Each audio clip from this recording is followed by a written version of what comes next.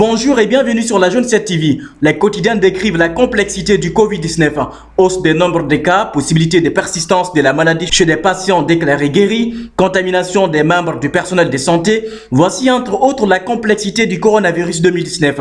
Ça va vers le sommet de l'Himalaya, écrit le journal Source A de ce matin, concernant la hausse des cas de coronavirus au Sénégal, où 65 cas de tests positifs ont été recensés mardi et mercredi, portant à 442 le nombre de personnes infectées par le Covid-19 depuis le 2 mars dernier. Au Sénégal, depuis le 2 mars, l'épidémie de coronavirus épouse les contours de l'Himalaya, commente le journal, comparant le nombre de progressions de la maladie à la plus haute chaîne de montagnes du monde. La pandémie de coronavirus a fait 6 morts au Sénégal, 215 patients sont sous traitement et 257 autres ont recouvré la santé, rappelle Source A sur la base des dernières statistiques publiées par le ministère de la Santé et de l'Action sociale. L'hôpital principal atteint au cœur, titre le Témoin quotidien de ce matin. 50 agents de cet hôpital sont mis en quarantaine, rapporte-t-elle. Comment cela est-il arrivé? Eh bien, c'est lorsqu'une personne infectée par le coronavirus a rendu visite à un accidenté interné dans cet hôpital public de Dakar. Il a donc transmis la maladie ainsi que 2 employés de l'établissement de santé, explique le Témoin quotidien de ce matin. Le docteur Mbalou Gakam, secrétaire général du SUTSAS, l'un des plus grands syndicats des travailleurs de la santé du pays, croit avoir trouvé le remède pouvant éradiquer la contamination des employés des établissements de santé.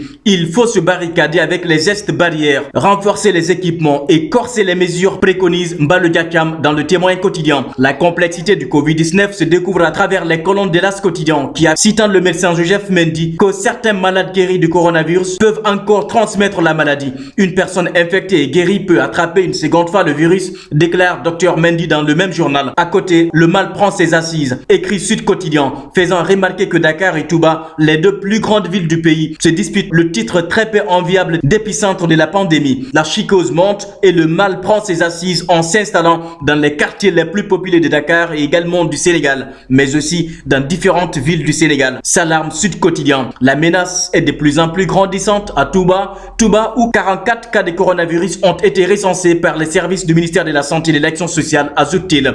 Wolf Quotidien se veut plus alarmant en annonçant qu'un patient déclaré guéri à Ziguinchor a été récontaminé. Une raison parmi d'autres pour le même journal d'affirmer que le Covid-19 continue de gagner du terrain au Sénégal. Mais l'infectiologue Moussa Seydi, le fer de lance du traitement du coronavirus au Sénégal, trouve prématuré de parler des récontaminations ou des réinfections des patients. Ce sont des risques d'être documentés. Dans le monde, avec plus de 2,5 millions de cas, on n'a pas encore observé plus de 100 cas de ce type, a précisé Dr Seydi, cité par le journal Enquête, faisant allusion au cas des patients vivant avec la maladie à Ziguinchor après avoir été contrôlés négatifs et déclarés donc guéris. Pendant ce temps, le journal Tribune consacre un dossier au port de masques.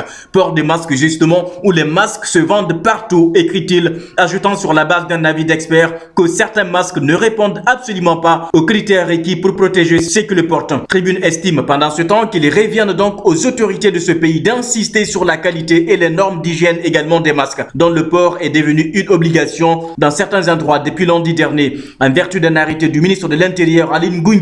Ça n'est tout pour aujourd'hui, à demain, mais d'ici là, restez chez vous pour sauver des vies, tous contre l'épidémie coronavirus. Excellente sur le programme sur la Jaune 7 TV.